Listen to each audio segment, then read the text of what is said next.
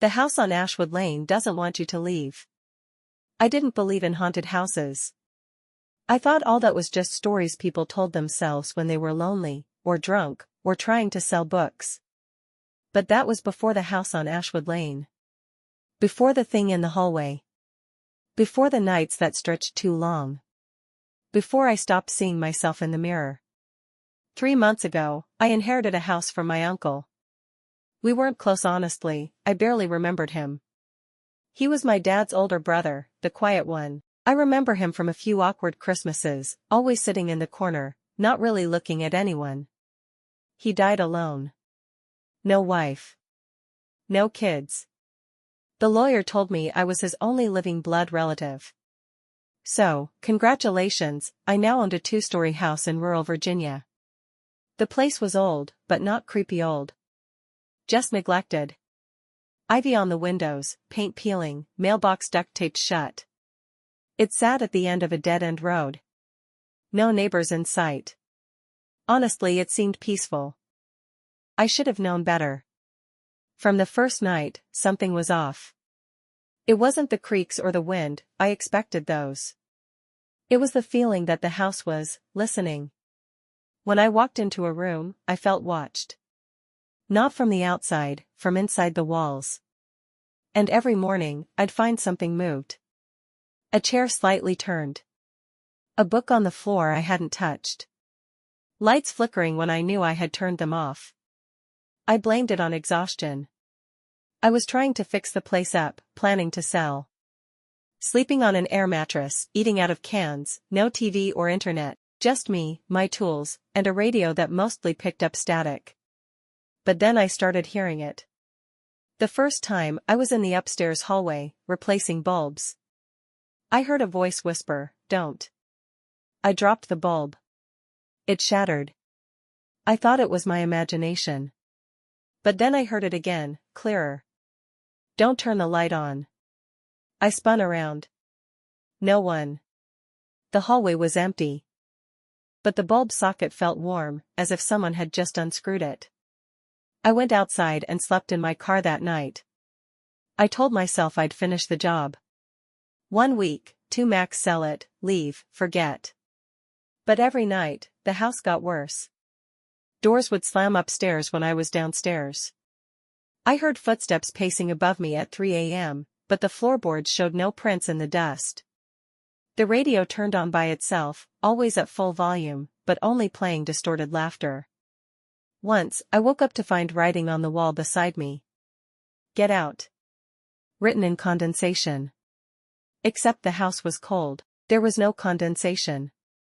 I tried bringing in help. A friend came to visit, Jason. Big guy, ex-military. Didn't scare easy. He lasted 1 night. Around 2 a.m., I woke to him screaming. He was standing in the hallway, eyes wide, staring at the attic door. "It opened," he whispered. It opened by itself. I looked, the attic hatch was pulled down. He swore something had whispered his name from up there. Said he saw a hand, long, gray, thin fingers, curl around the edge of the door. He left before sunrise.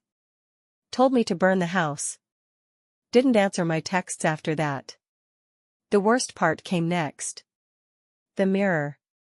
I was brushing my teeth, staring into the bathroom mirror, when I noticed something wrong.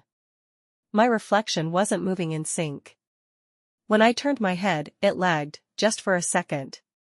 Then smiled. I didn't.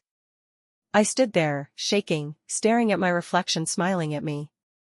And then, slowly, it lifted its hand and pointed. Behind me. I turned, nothing. When I looked back, the mirror showed me alone. But the toothbrush was gone from my hand. I stopped sleeping. I boarded up the attic. I unplugged the radio.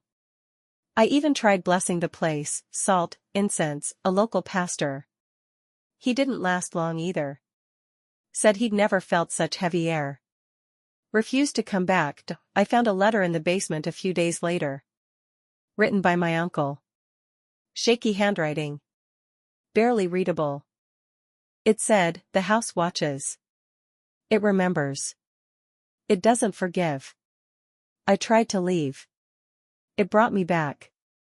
It always brings you back. The doors are lies. Don't go in the room with the red wallpaper. It's not a room. It's the mouth. There was a room with red wallpaper. Second floor. Door didn't open. I thought it was a closet. That night, the door was open. I don't remember opening it. But I remember what I saw inside. Not furniture. Not shelves. Just walls that pulsed. Red. Wet looking. And deep inside, something breathing. I stepped back. The door slammed shut. I nailed it shut the next morning. Then I tried to leave. Packed a bag. Keys in hand. Walked to my car. But when I opened the door, I was in the kitchen of the house. Same bag in my hand. Keys warm. As if I had never left. I don't know how many times I've tried since then. Every time I try to walk out, I end up in another part of the house. Sometimes it's a room I know. Sometimes, it's not. There are doors now I've never seen before. Rooms with no windows. Stairs that lead nowhere. One hallway just loops back into itself endlessly. I walked it for hours once, ended up where I started. I tried breaking a window. It shattered.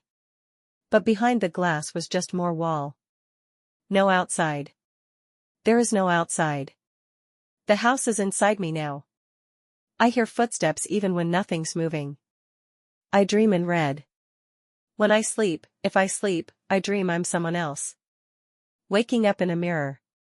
Watching myself walk around. I don't eat anymore. The house doesn't let me feel hunger. I just exist. The calendar says it's been 3 months. But time is strange here. The clocks melt. The lights change color. Sometimes the sun rises at night. Once, I saw Jason again. But his eyes were empty. He walked through a wall and never looked back. I don't think anyone can leave this place.